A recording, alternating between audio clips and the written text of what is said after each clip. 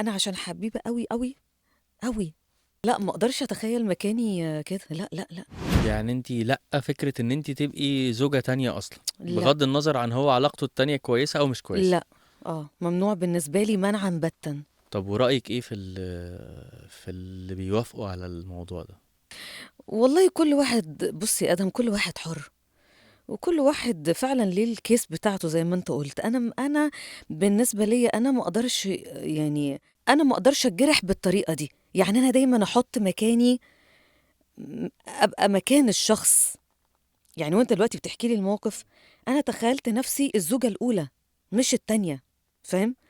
او اللي هتبقى التانية. اي بس انت دايما انت بتردي بناء على ان هي اللي بتحب وهتتجرح، بس انا اديتك مثلا ان ممكن تكون هي يعني خلاص الموضوع بقى بالنسبه لها اجتماعي اكتر ما هو عاطفي، يعني بتحافظ على خلاص الولاد والبيت والحاجات ومش فارقه، هي ممكن يكون ما عندهاش، ما في ستات لا كده يا على فكره. ادم، لا لا، ما اقدرش اتخيل فكره ان انت هتسيبني النهارده ورايح بيت تاني، او انت ليك بيت تاني.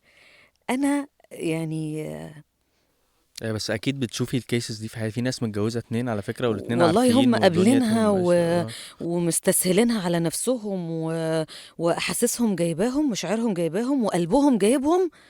والله انا ما عنديش القلب ده.